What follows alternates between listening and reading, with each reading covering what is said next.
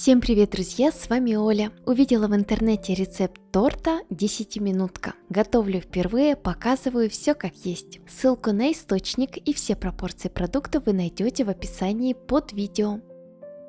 Для начала в миску разбиваем 3 яйца комнатной температуры любого размера, которые есть у вас. Добавляем щепотку соли и щепотку ванилина, либо 1-2 чайные ложки ванильного сахара. Далее мы можем поступить двумя способами. Получается одинаково. Сразу же добавляем 150 грамм сахара. Это 6 столовых ложек с горкой. И взбиваем яйца на скорости выше средней или высокой 3-4 минуты до пышной светлой массы. Либо я попробую сделать как в источнике. Поначалу взбиваем яйца на скорости выше средней, буквально 30 секунд, до пивной пены. Затем добавляем 150 грамм сахара и взбиваем до пышной светлой массы. Если миксер мощный, взбиваем яйца на скорости выше средней, если не очень, тогда на высокой. В процессе яйца посветлеют и увеличатся в объеме. Достаточно ли мы взбили яйца, легко проверить. Рисунок от яиц сразу же не исчезает, а ненадолго оставляет свой след на поверхности.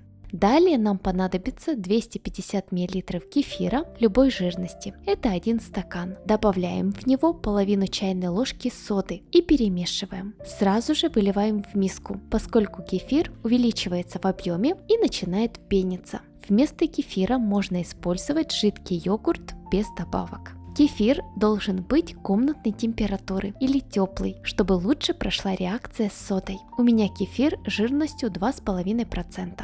Следующим добавляем 100 мл рафинированного растительного масла. У меня масло подсолнечное без запаха. Если у вас столовая ложка не глубокая, тогда уходит примерно 10 столовых ложек. Если глубокая, примерно 7 столовых ложек. Продукты перемешиваем на низких оборотах миксера или просто венчиком, как вам удобно.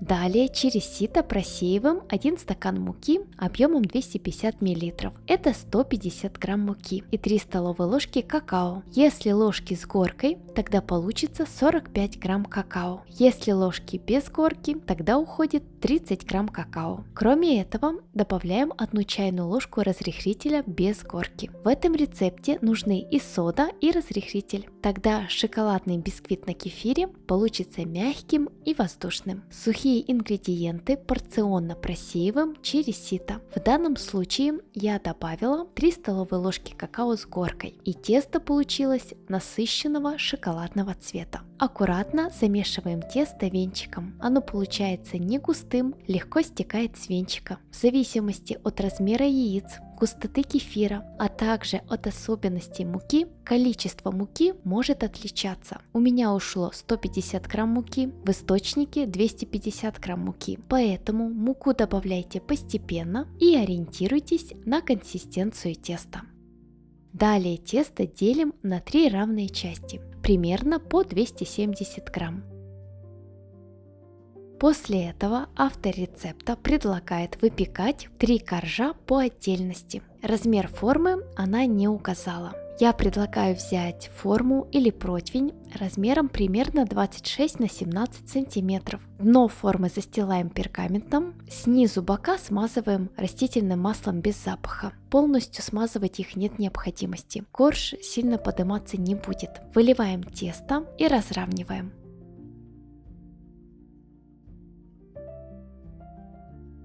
Проводим зубочисткой, чтобы тесто подымалось равномерно. Выпекаем каждый корж в заранее разогретой духовке при температуре 180 градусов примерно 10 минут до сухой зубочистки.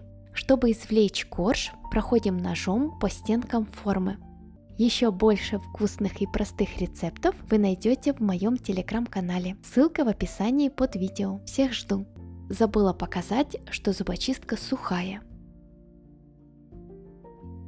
Перекладываем корж на доску и даем ему остыть до комнатной температуры. Таким образом выпекаем еще 2 коржа. В итоге получается 3 коржа размером 26 на 17 сантиметров. Обрезаю края, чтобы подровнять коржи, сделать их одинаковыми. А также потом у нас будет обсыпка для торта. Как видите, коржики получились довольно тонкие. В итоге из них мы сможем собрать невысокий домашний тортик. Если вам нужен небольшой тортик, этого количества коржей будет достаточно. Я предлагаю сделать немножко по-другому. Точно так же я приготовила вторую порцию теста. Только в этот раз добавила 30 грамм какао. Это 3 столовые ложки без верха и 180 грамм муки. Тесто получилось более светлым. Большой стандартный противень от духовки застилаем антипрекарным пергаментом и выливаем в него тесто. Разравниваем. У меня противень размером 30 на 43 сантиметра. То есть мы сразу же выпекаем все тесто одновременно в заранее разогретой духовке при температуре 180 градусов примерно 10 минут. Готовность проверяем зубочисткой, она сухая. Проходимся ножом по краям и убираем готовый корж с противня. На стол по желанию выкладываем лист пергамента и переворачиваем на него корж. Сразу же обрезаем края. У меня есть чистая линейка, которую я использую только для кухни. Делим корж на 2 или на 3 части, в зависимости от размеров будущего торта. То есть вы можете приготовить одну порцию теста, выпекать ее цельным коржом, поделить на 3 части и получится небольшой прямоугольный тортик. Либо вы готовите двойную порцию теста и выпекаете 2 больших коржа. Можете их поделить пополам и у вас получится большой торт из 4 коржей. Делайте, как считаете нужным. Коржи хрупкие, они липкие, и с ними нужно быть очень аккуратным, чтобы коржи не поломались. Также эти коржи мягкие, воздушные, и во второй раз они получились чуть толще, за счет того, что мы выпекали все тесто сразу же. Пока коржи остывают, приготовим крем. Это также небольшая проверка. Ссылку на источник я оставлю в описании под видео. Поскольку у нас торт домашний, простой, мы приготовим более бюджетный крем, который хорошо сочетается с кефирными шоколадными коржами. Для двойной порции коржей нам понадобится 700 грамм сметаны жирностью 20, 25 или 30%. У меня сметана жирностью 25%. Добавляем к ней 300 грамм холодной вареной сгущенки и щепотку ванилина, либо 1-2 чайные ложки ванильного сахара. Продукты взбиваем миксером в течение 3-4 минут на средней скорости или выше средней, как вы считаете нужным. Вот каким получается крем. Как видите, он жидкий. Все мы знаем, что покупную сметану взбивать со сгущенкой либо пудрой нет смысла, она получается жидкой. Но в данном случае мы попробуем загустить сметану с помощью лимонного сока. Для этого холодный лимон, он должен заранее постоять в холодильнике, прокатываем ладошкой и разрезаем пополам. Выдавливаем из него сок. Понадобится примерно 35 мл. Это сок одного маленького лимона, как у меня, либо сок половинки лимона, если он большой. Далее порционно добавляем сок в сметану и продолжаем взбивать еще несколько минут.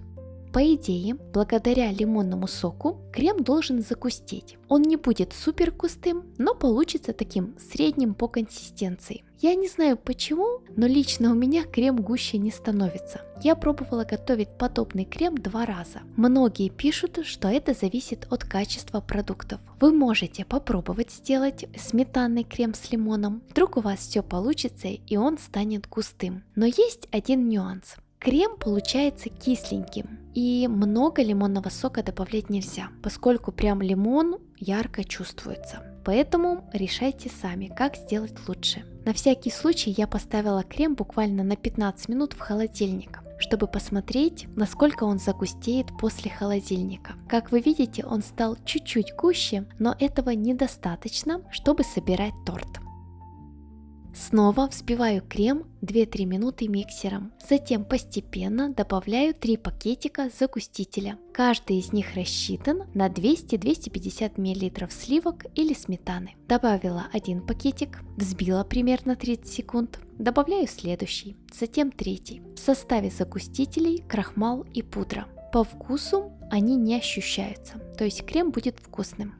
Вот теперь у меня получился густой сметанный крем. Я советую как? На всякий случай на кухне иметь несколько пакетиков загустителей. При необходимости, если крем жидкий, чтобы вы ими смогли воспользоваться, поскольку иногда продукты плохо взбиваются, и таким образом можно спасти крем. Друзья, я абсолютно искренне все показываю. Вы можете сделать выводы на моем опыте и определиться, как вам лучше сделать этот крем. Если вы не хотите заморачиваться со сметаной, тогда используйте 500 грамм сливок жирностью 33%. Все пропорции для крема я оставлю в описании под видео. Также хочу уточнить, если у вас есть домашняя сметана, тогда без проблем взбивайте крем, он получится густым и пышным, не нужно будет добавлять лимон и загустители.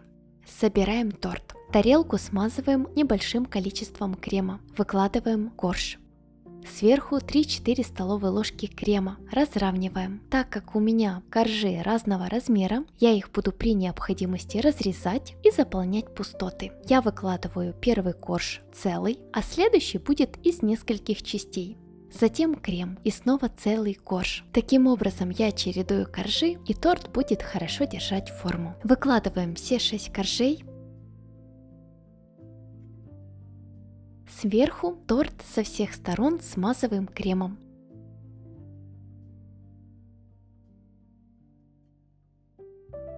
Обрезки измельчаем в крошку. Обсыпаем торт крошкой. В таком виде ставим торт на пропитку и стабилизацию в холодильник минимум на 2 часа, а лучше на ночь. Спустя ночь показываю, что у меня получилось. Торт довольно высокий, весом примерно 2 килограмма. Разрезаю его на кусочки. Торт мягкий и хорошо держит форму. Вот как выглядит кусочек в разрезе. Количество крема среднее, его и немного, и немало. При желании можете приготовить крема чуть больше. Пробуем. Что важно? Тортик полностью пропитанный, влажный и очень вкусный. Он умеренно сладкий, не приторный. Шоколадные коржи отлично сочетаются со сметаной и вареной сгущенкой. Мне очень нравится, что торт мягкий, как я говорила ранее, полностью пропитанный, и он прям тает во рту. Его ничем не нужно запивать. В целом получилось очень вкусно. Естественно, этот торт за 10 минут не приготовить. Такого не бывает. Но если вы хотите приготовить вкусный, недорогой домашний торт, то это очень неплохой рецепт. В итоге результат нас порадовал, торт действительно вкусный, мы угощали друзей, всем он очень понравился. По вкусу торт намного богаче, чем по внешнему виду. Спасибо, друзья, что вы досмотрели этот ролик до конца. Надеюсь, я вас не утомила. Поддержите, пожалуйста, меня лайком и подпиской. Как всегда, жду ваши отзывы в комментариях. Всем желаю мирного неба над головой. До новых встреч, мои дорогие. Пока-пока.